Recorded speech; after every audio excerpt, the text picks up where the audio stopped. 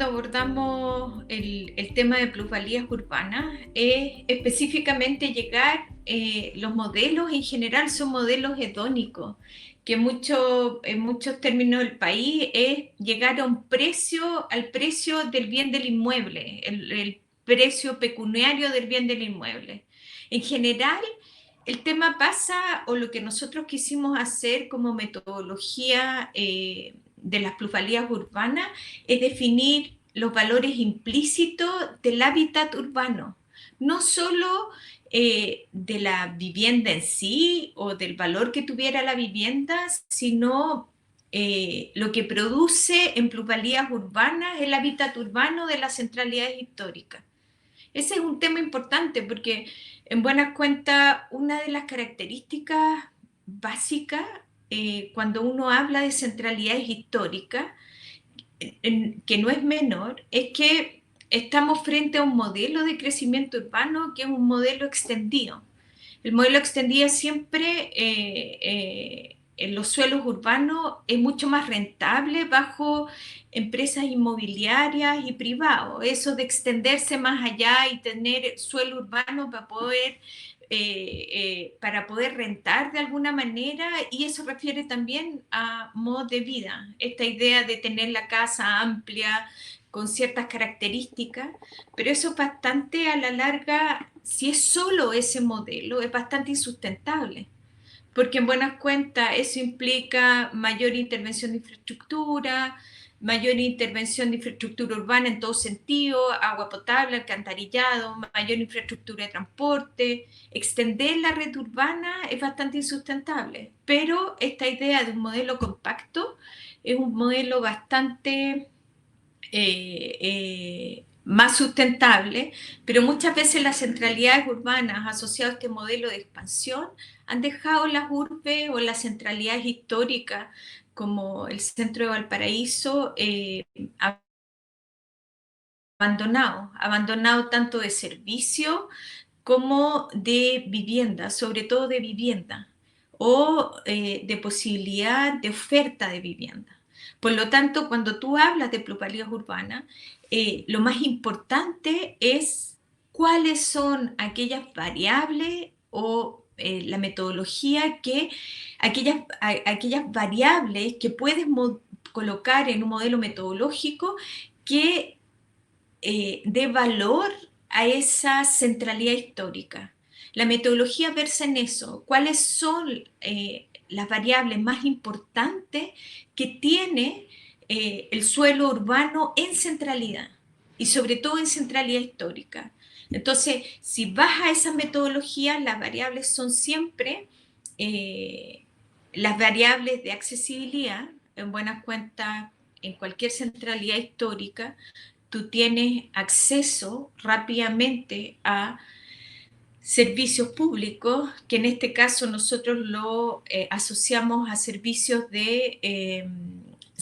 públicos, bancos, redes asistenciales, servicios de transporte público en distintas posibilidades, y que la gente pueda acceder a menos de 5 o 10 minutos caminando a bancos, a cualquiera de estos servicios, es fundamental.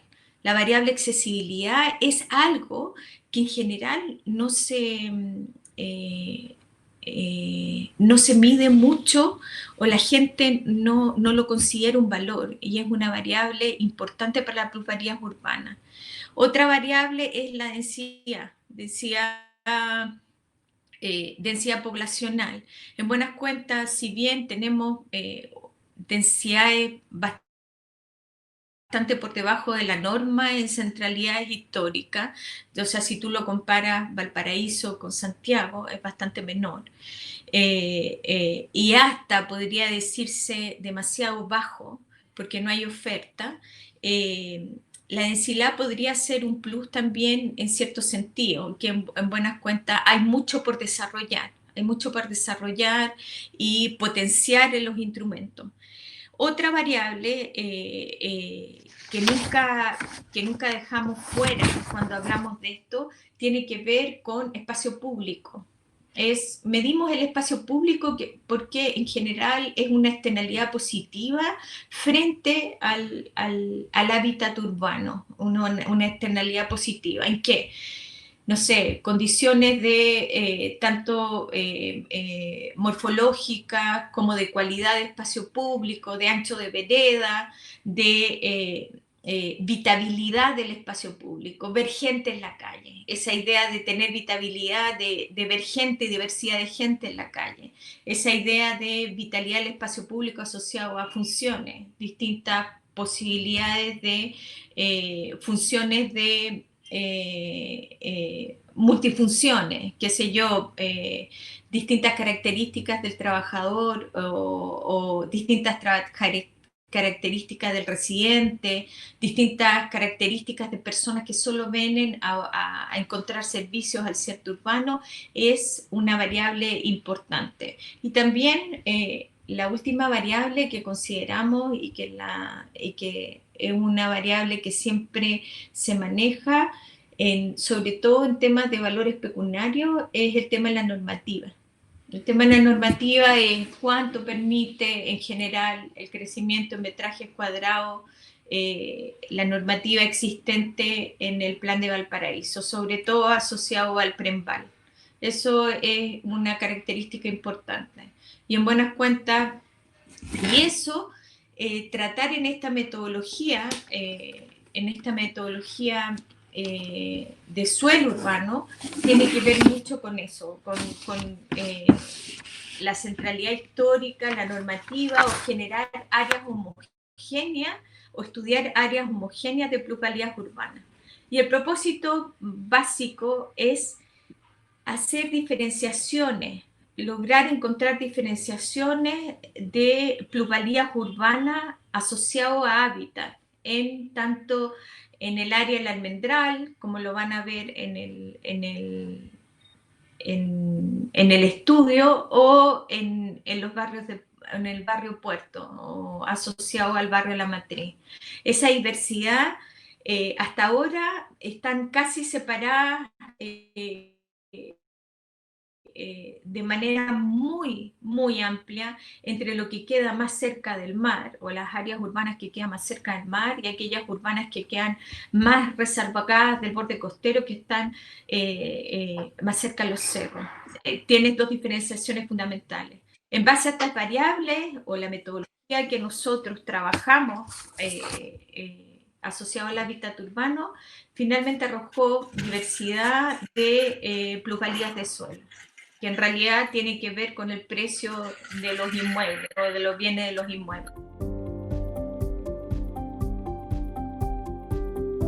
El espacio público es una variable fundamental en pos de externalidades positivas o negativas que pueden tener un área específica urbana. No estamos hablando solamente de áreas centrales. El espacio público, ejemplo, el valor que tiene la vivienda, o el valor que tiene la vivienda, tu departamento, se enfrenta a un parque, es mucho más alto que se enfrenta a una cloaca. O el valor que tiene la vivienda si tiene vista al mar o enfrenta al océano es distinto si tú enfrentas a un edificio que no te deja ver la luz. El valor del suelo de tu vivienda tiene incidencia sobre el valor que tiene el espacio público, eso sí o sí, o cuán cerca tú estás de un espacio público con ciertas características, poder arrojar ciertos patrones de calidad de vida. Una de las ideas de que el espacio público, porque es importante, o el espacio comunitario en centralidad es tan importante, es porque en buenas cuentas es un valor no solo para la ciudadanía, sino es un valor para tu inmueble, o para el área, o para tu inmueble y tu calidad de vida. Eso de poder ir a un parque o recorrer la calle, o qué valor tiene la calle. Dentro de la metodología, nosotros, para poder dar un valor específico, estudiamos varias cosas. Una tenía la idea como de inmersión morfológica del espacio público, y eso requiere un poco al equipamiento urbano que había en el espacio público, que es mobiliario urbano. O sea, ejemplo, es muy importante saber cuántas luminarias hay en tu calle que te iluminen en la noche. Eso es una característica importante. ¿Cuántos basureros existen? ¿Cuánto señalética hay en el espacio público? ¿Cuánta señalética con respecto a temas de direccionamiento hay en el espacio público? Todo ese, pero nosotros nos referimos específicamente a luminaria y basurero dentro del espacio público. Y lo otro, hay algo que define en el libro Ciudades para la Gente, Jan Gehl, que no es nuevo en ningún sentido, pero Jan Gehl es alguien que está en estos momentos trabajando en el espacio público como arquitecto en distintas partes del mundo, y de alguna manera es bueno que la gente sepa que el valor que tiene que un estudioso como él defina ciertas condiciones casi econométricas del espacio público para poder estudiarlo, es la relación entre altura y ancho de calle. Y eso lo que arroja esencialmente es luz natural, asoleamiento y sombra para el espacio público. Entonces, en buenas cuentas, el espacio público en el centro de Valparaíso o en la centralidad histórica del Almendral y de la Matriz tiene un buen valor de luminosidad. En una segunda etapa se verán, explicaremos exactamente dónde y por qué, pero a mí me gustaría que se entendiera que todas las viviendas están bajo el criterio de edificaciones de Jan Gehl o áreas de edificaciones de Jan Gehl que no son edificios muy altos que dejan la calle siendo sombras grises durante la mayor parte del tiempo, sino permiten el asoleamiento, son calles anchas, con veredas anchas la mayoría de ellas. Por lo tanto, la máxima edificación es bastante interesante. Hay otra cosa que ya lo había hablado, que también es como variable del espacio público, que es la dimensión social. La dimensión social no solo no la vimos con respecto solo a temas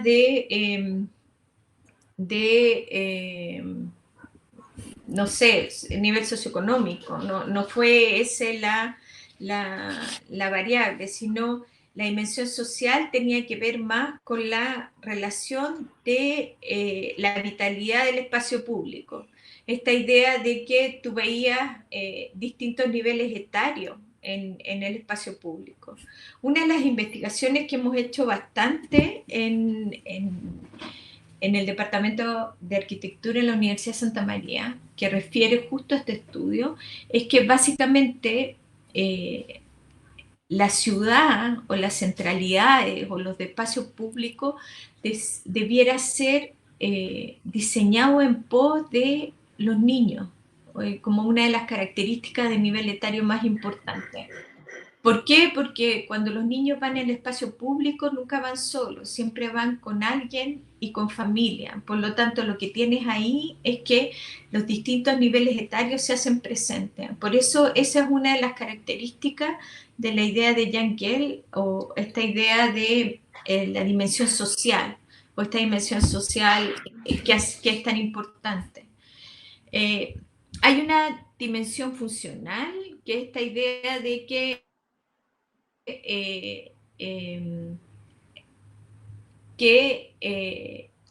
las aceras están en buenas condiciones, que las aceras tengan rampas de rodado en las esquinas, para senderos, ejemplos, senderos para no videntes, o esta idea de la accesibilidad universal por las rampas y los rodados de las esquinas de las calles.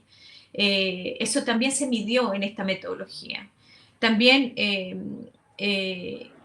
hay una variable funcional, que es esta idea de la percepción del tránsito de las calles, que es más que nada una percepción de cuán intenso era el tránsito, embotellamientos en ciertas áreas de calle y cómo hacía ciertas calles más propicias para desarrollo en más alturas o no, que son las grandes avenidas del plan, pero sino aquellas calles más silenciosas o más de barrio. Eso también es una variable funcional dentro del espacio público.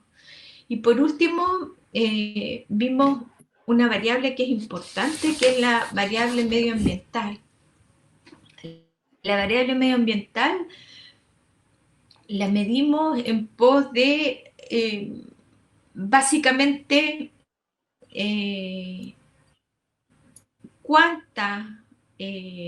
cuántos árboles o áreas verdes están cerca del área donde está la vivienda o de la manzana donde está la vivienda. La metodología de estudio siempre fue hecha en pos de la manzana. Cuánta la accesibilidad que tiene hacia distintos puntos esa manzana, no exactamente la vivienda que hay ahí, sino la manzana completa. Entonces, ¿cuántos árboles podría tener esa manzana? ¿O cuál es el valor paisajístico de esa configuración? ¿Cuánto? También hicimos un estudio que tenía que ver con la percepción medioambiental, que tiene que ver con los ruidos. La presencia de ruidos en los lugares, esta contaminación acústica. La presencia de césped, la mayoría de las veces tiene que ver más que césped en sí mismo, áreas verdes. Eso lo que ayudó mucho es que cuán cerca están de las plazas. Eso también ayudó mucho. Hay otras áreas de centralidad histórica en Valparaíso que han promovido la idea de los vecinos, y en distintas partes del mundo sucede esto, los vecinos promueven colocar áreas verdes en sus aceras o en sus fachadas. Es una condición, lo tenemos en algunas partes en Valparaíso, como el Cerro Bellavista o el Cerro Yungay, que ya los vecinos se han organizado para que las aceras tengan estructuras verdes, como plantas, la subida de hierbas buenas, tú lo ves hoy en día, como los vecinos se organizaron hace más de un año, 2 años, y configuraron lo mismo. Eso lo vi fuertemente en Bélgica, en Amberes, el año pasado, y es una variable que estamos considerando o que la usamos en la metodología y cómo eso puede ayudar a cambios sustanciales sobre el espacio público. La calidad del espacio público es fundamental en las plusvalías urbanas, sobre todo en centralidad histórica, asociada a dimensiones morfológicas, funcionales, sociales y medioambientales. Las variables normativas que tienen que ver con, en este caso, con el PREMBAL específicamente, las variables de población que tienen que ver con densidad, y que la densidad es bastante baja en áreas centrales de ciudad, sobre todo en áreas centrales históricas, algo que se repite en toda Latinoamérica. Desde la manzana o desde el inmueble, cuán cerca estoy de algunos servicios públicos. Eso tiene que ver con transporte, ya lo habíamos hablado, con transporte, servicios públicos de asistencia como los hospitales, servicios públicos como bancos, servicios públicos como lugares de educación específicamente. La última variable es variable de calidad y espacio público. ¿Cuál es la variable, o sea, cómo está el espacio público o cómo es el espacio público en áreas centrales? El acceso que se tiene no solo a la calle, sino el acceso que se tiene a mobiliario de espacio público y también el acceso que se tiene a los espacios públicos como plaza. Esa es la estructura también que está dentro de esta metodología. Pero al final la pregunta habla de cómo ellas una contribución para tener una mirada del contexto en el territorio, como ello puede ser una contribución para áreas centrales. Básicamente siempre hablamos que la comparación o la valorización del hábitat urbano es imprescindible para el valor de suelo. Y eso se contrasta con el valor comercial del suelo de servicio de impuestos internos. Siempre hay una complejidad multifactorial que está asociada a procesos económicos, políticos, sociales y físico-ambientales que consideramos tanto en el espacio público, en la población, en todas las variables que hemos usado. Estas variables explican los grados de calidad urbana que contienen los espacios en centralidad, calidad de vida urbana que tienen los espacios de centralidad. Es tratar de colocar el input verdadero que tiene la centralidad como desarrollo para los inmuebles y como lugar de habitabilidad para la comunidad. En buenas cuentas, situar la habitabilidad en los centros urbanos o en las centralidades históricas tiene un valor enorme. Estar en cercanía tiene un valor enorme, no desplazarse una hora por lo menos hasta llegar a tu casa, no desplazarse o no ocupar los tiempos enormes de desplazamiento que hoy en día tienen las grandes urbes. El valor tiene el valor de la cercanía y el valor de usar esa calidad urbana que tienen los espacios públicos de centralidad es inmejorable, es inmejorable. Y el estudio trata de colocarlo en las centralidades históricas.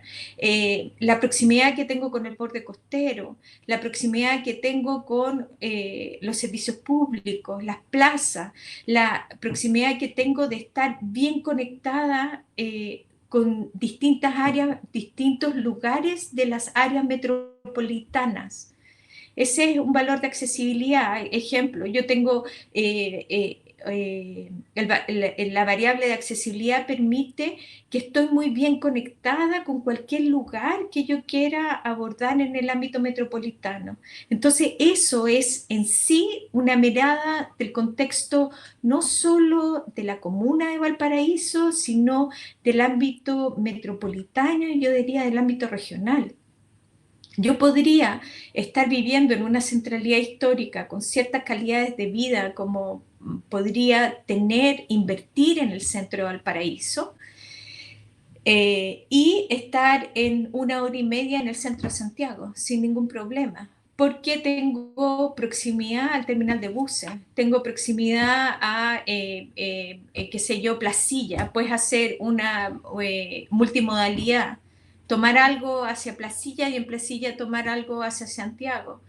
Eso permite la centralidad histórica y en buenas cuentas el volver a la centralidad de un montón de grupos de población tiene que ver con calidad de vida y creo que la inversión sobre la centralidad histórica es inmejorable para ello, es una gran inversión, no solo para las personas que quieren colocar en un inmueble histórico su presupuesto, sino venir a vivir a la centralidad histórica. Venir a vivir a la centralidad histórica. Entonces, la metodología del levantamiento de las variables es para colocar paralelamente al valor comercial del suelo de servicio de impuestos internos todas estas otras variables que definen el valor hedónico de las propiedades en centralidad.